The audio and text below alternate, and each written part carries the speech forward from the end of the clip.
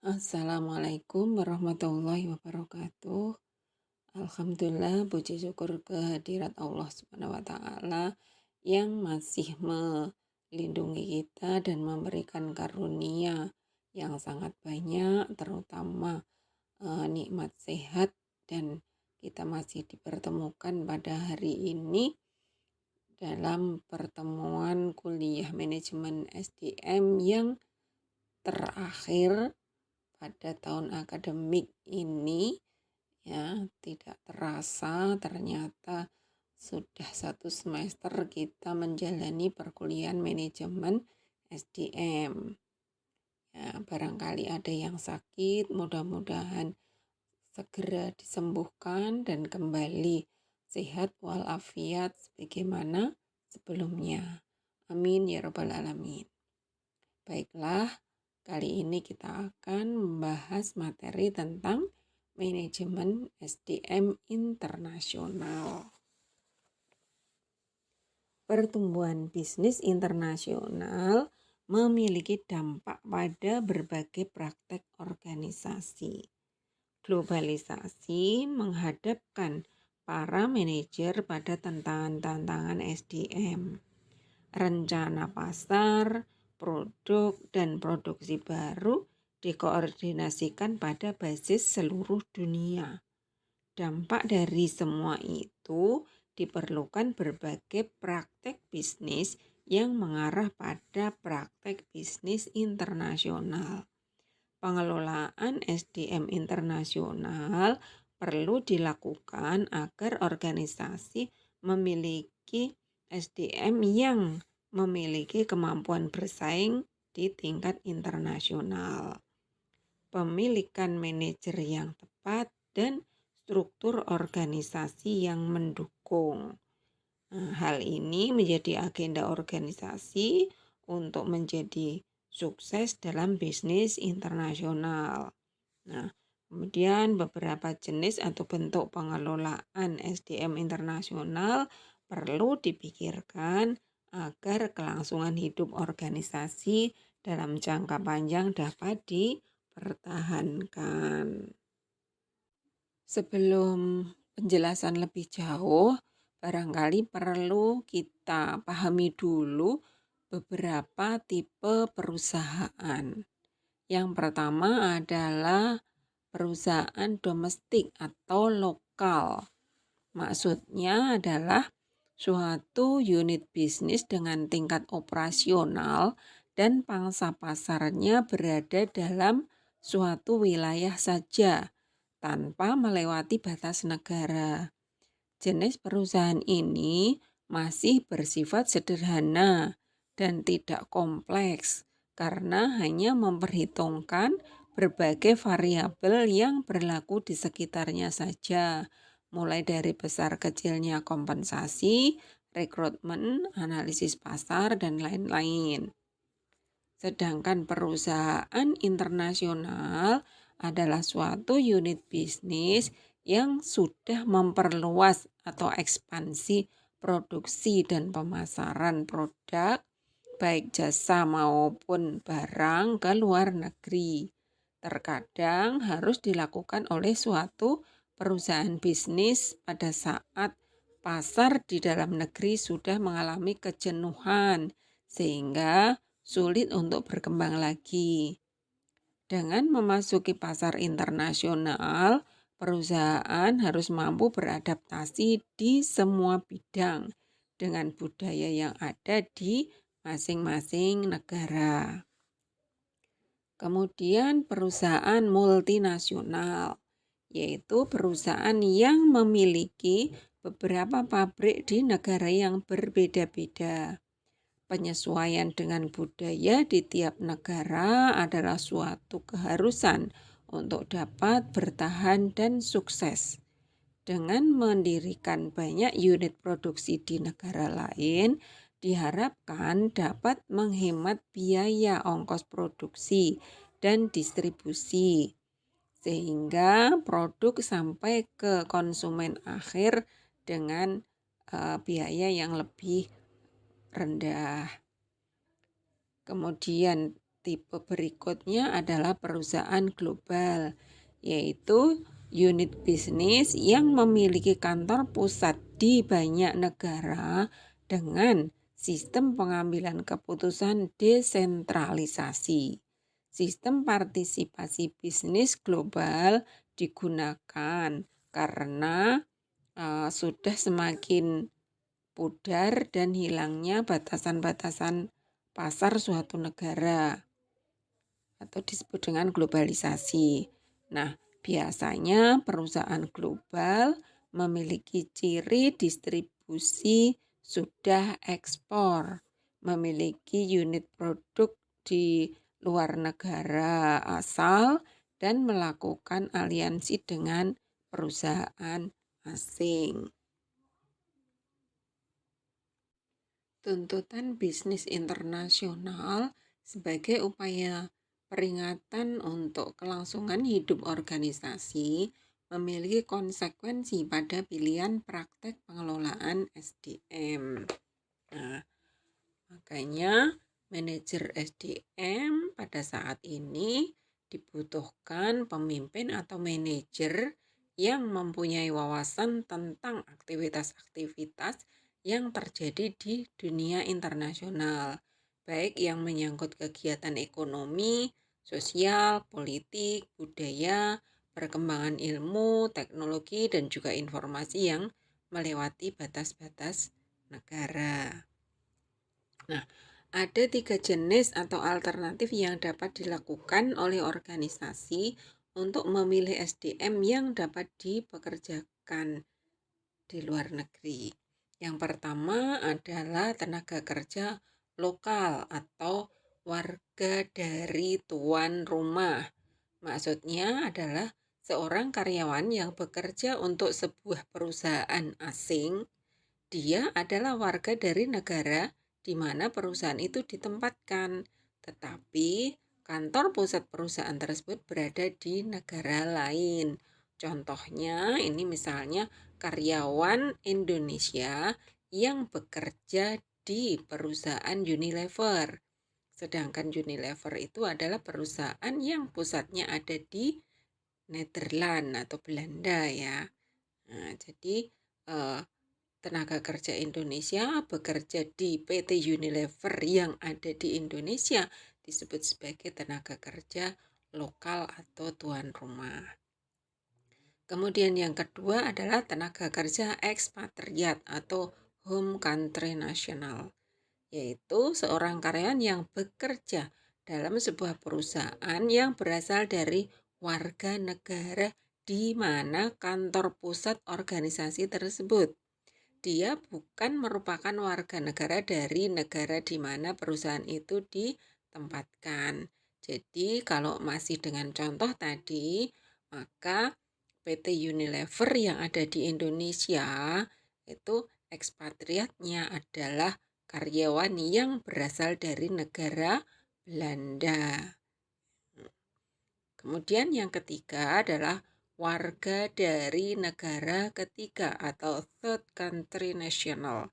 Karyawan ini adalah seorang warga dari satu negara yang bekerja di negara kedua dan dipekerjakan oleh sebuah organisasi yang berkantor pusat di negara ketiga. Contohnya misalnya perusahaan Unilever yang ada di Indonesia ada pekerja atau karyawan yang berasal dari Malaysia atau Bangladesh atau Vietnam misalnya, tapi bekerjanya di PT Unilever yang ada di Indonesia. Itu disebut sebagai warga dari negara ketiga atau third country nasional.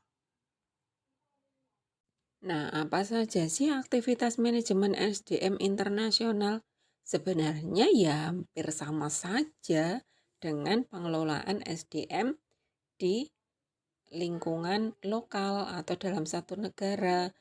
Nah, diantaranya ya ada perencanaan SDM, rekrutmen, seleksi, penempatan, manajemen kinerja, pelatihan dan pengembangan, kemudian manajemen karir, kompensasi, hubungan industrial, dan seterusnya.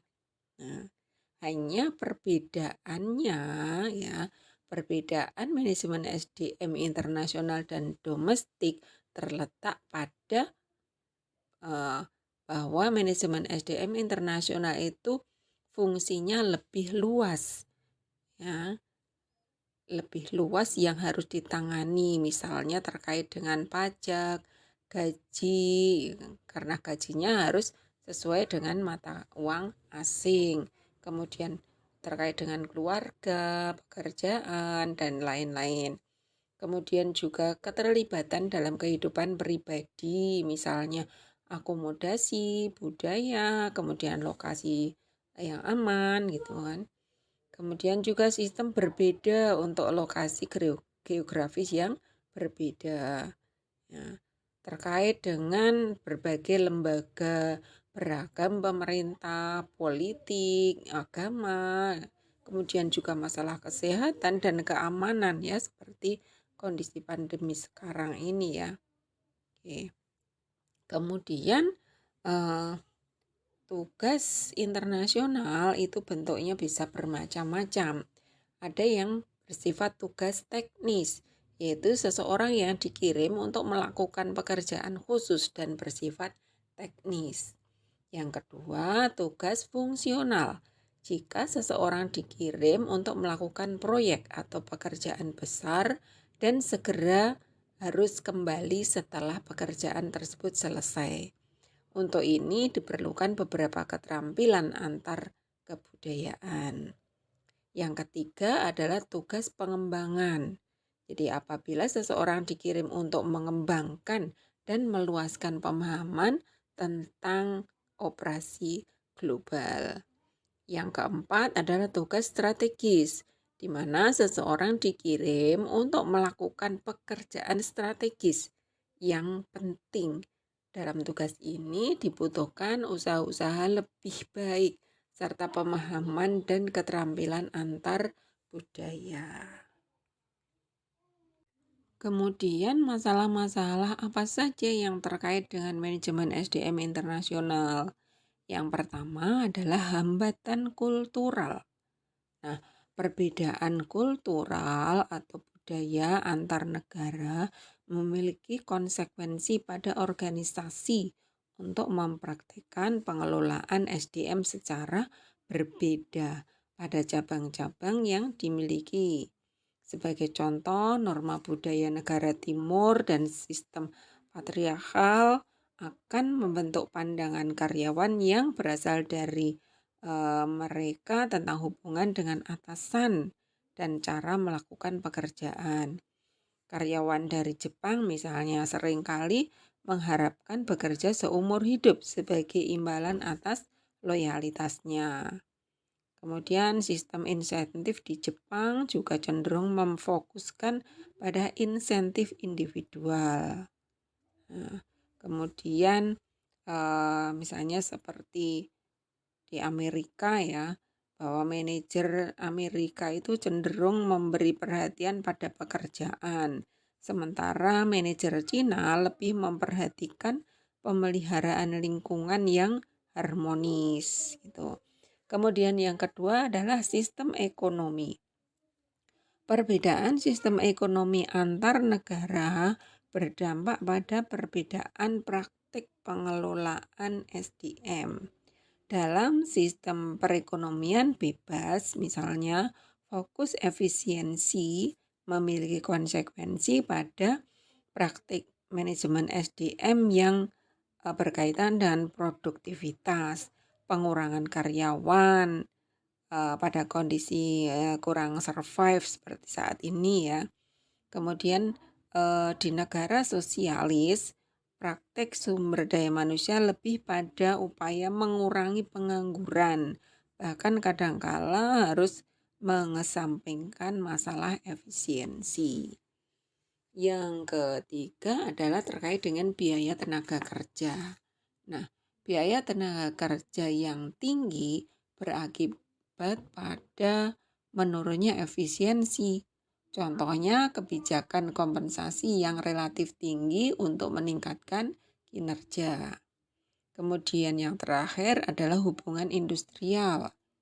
Hubungan industrial dan khususnya hubungan antara pekerja, serikat, buruh dan juga pemerintah mempunyai dampak terhadap manajemen SDM. Di Jerman misalnya ada aturan ya kodeterminasi bahwa karyawan memiliki hak legal satu suara dalam menetapkan kebijakan perusahaan. Dalam hal kebijakan staffing, pemilihan eksekutif puncak dipengaruhi oleh 3 pandangan, yaitu etnosentris, polisentris, dan geosentris. Etnosentris memandang perlunya mempertahankan sikap, gaya manajemen, dan kriteria penilaian, sehingga diperlukan orang-orang dari negara asal. Dalam perusahaan polisentris, ada satu keyakinan yang disadari bahwa hanya manajer negara asing yang memahami kultur dan penilaian dari pasar negara asing. Oleh karena itu, cabang-cabang asing hendaknya dikelola oleh orang-orang setempat. Sedangkan geosentrisme meyakini bahwa calon manajer harus dicari pada suatu dasar yang global dengan asumsi bahwa manajer terbaik untuk segala posisi dapat diperoleh dari negara manapun di mana perusahaan beroperasi. Nah, dari sumber manapun para manajer diambil, yang penting bagi organisasi adalah menetapkan kriteria-kriteria yang dipakai yang tentunya tidak sekedar kriteria berdasar kompetensi terhadap pekerjaan, namun memasukkan pula kesiapan dari faktor personal, kemampuan menyesuaikan budaya, gaya hidup, dan faktor lain sehingga program penugasan internasional bisa berhasil. Kemudian bagaimana cara menyeleksi ekspatriat? Ya, ini Mendenhall dan Odo memberikan kriterianya ya. Yang pertama adalah self-orientation. Nah, di sini mempertimbangkan self-esteem, self-confidence, mental well-being. Jadi seseorang yang memiliki mental ini akan mampu menyesuaikan diri dengan makanan setempat, olahraga, musik maupun hobi.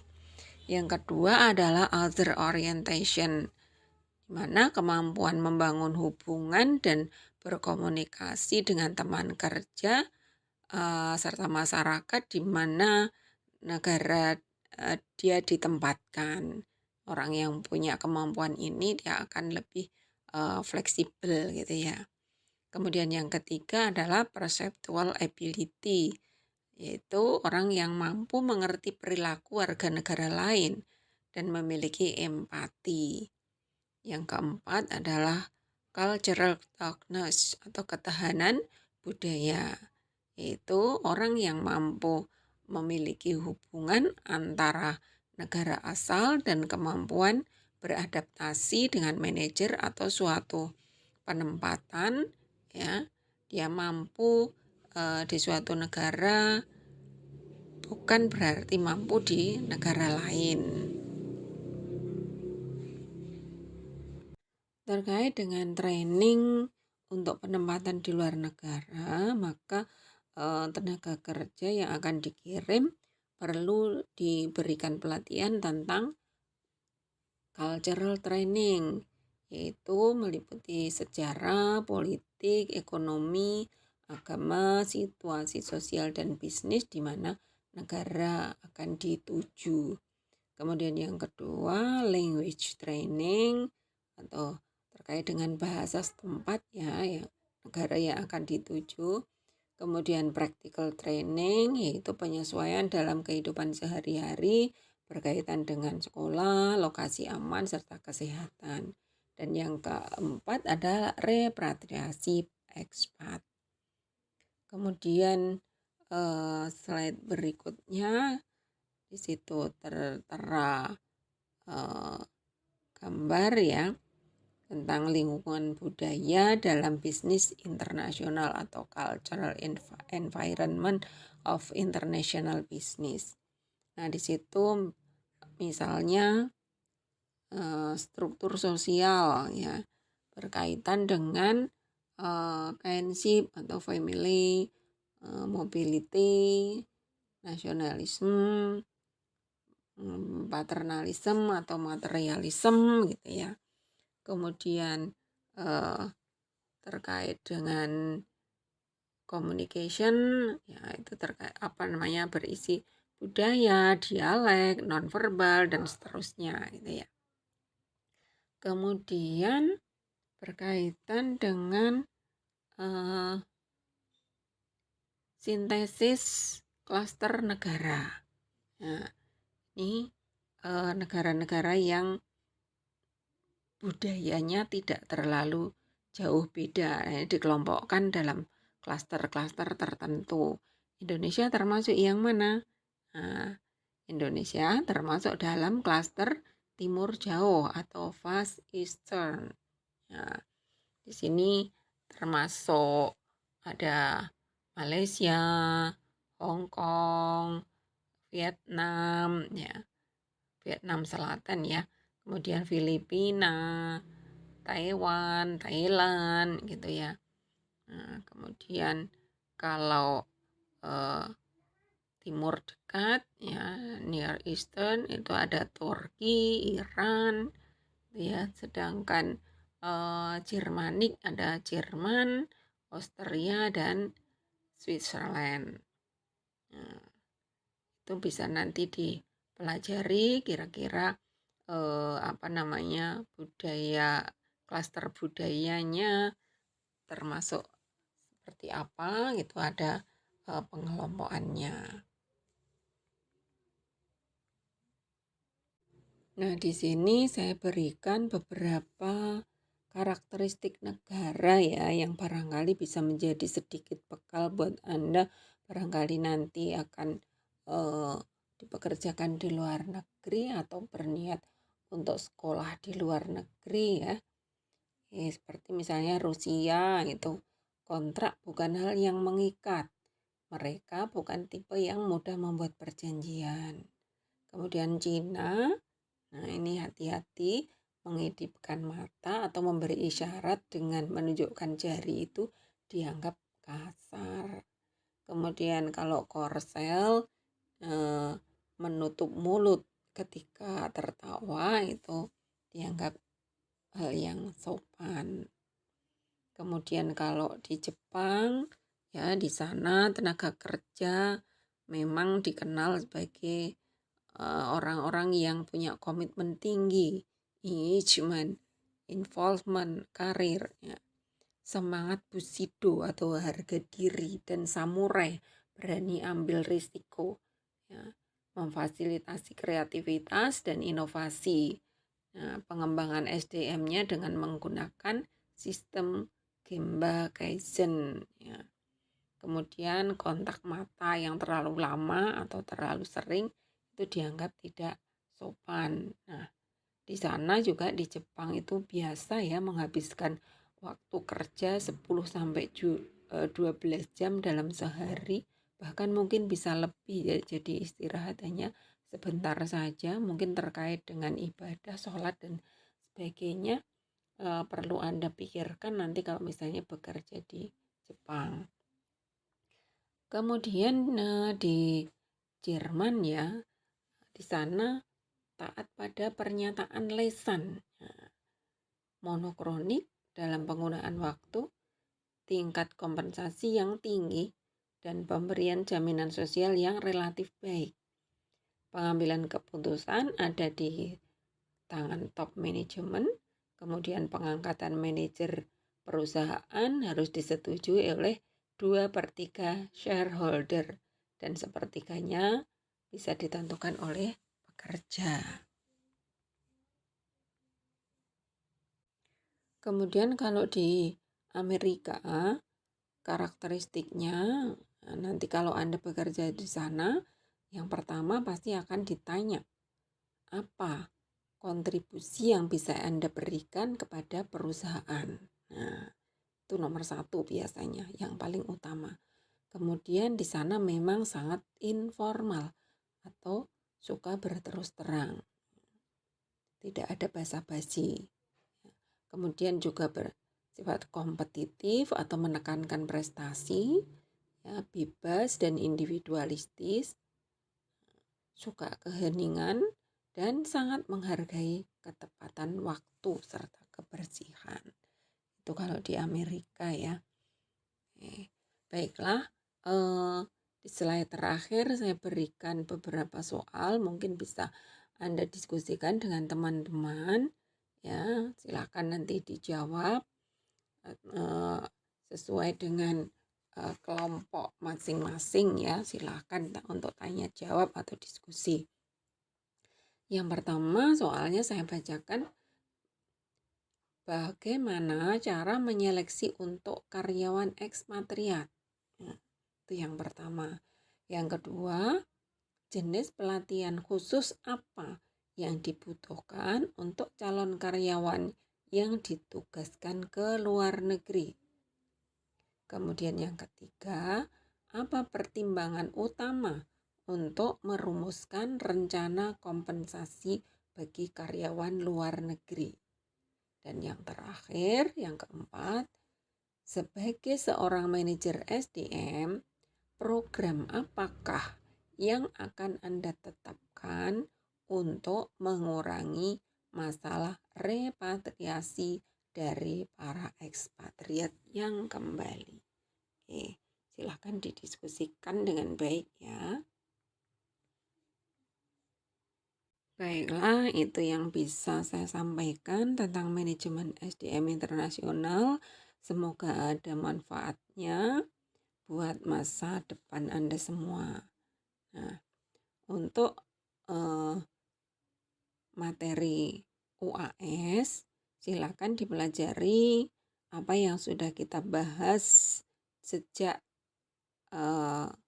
setelah UTS ya. Jadi materinya setelah UTS hingga hari ini. Nah, karena kali ini adalah kuliah yang terakhir pada semester genap 2020-2021 untuk manajemen SDM, semoga apa yang saya sampaikan ini ada hikmah dan manfaatnya. Silakan Anda semua memperkaya lagi ilmu-ilmu pengetahuan tentang pengelolaan SDM, karena materi ini sangat aplikatif sekali ya. Saya yakin dan pasti materi-materi yang kita bahas selama ini, satu semester ini, akan Anda praktekkan. Entah Anda kelak menjadi karyawan atau pengusaha atau manajer, apalagi pengelola SDM. Kalau Anda mau jadi karyawan, ya berarti Anda akan direkrut, diseleksi, dilatih, diberikan kompensasi, diberi jaminan K3 dan seterusnya. Tapi kalau Anda jadi pengusaha atau manajer, ya berarti Anda yang merekrut, menyeleksi, melatih, memberikan kompensasi dan seterusnya. Nah, jadi seperti itu ya. Insya Allah pasti terpakai materi kuliah ini dalam posisi apapun, di lembaga apapun. Itu ya. Silahkan nanti dipelajari lagi dengan lebih baik. Baiklah, untuk kali ini semoga ilmu yang Anda peroleh barokah, menambah wawasan, menambah keilmuan, dan manfaat untuk dunia akhirat. Amin ya rabbal alamin. Akhir kata, bila dalam satu semester ini saya banyak kekurangan dan kekhilafan dalam mengajar, itu semua juga karena kelemahan saya. Oleh karenanya saya mohon maaf yang sebesar-besarnya. Kita akhiri dengan doa kafaratul majlis. Subhanakallahumma wa bihamdika asyhadu an la ilaha illa anta astaghfiruka wa atubu ilaik. Terima kasih. Assalamualaikum warahmatullahi wabarakatuh.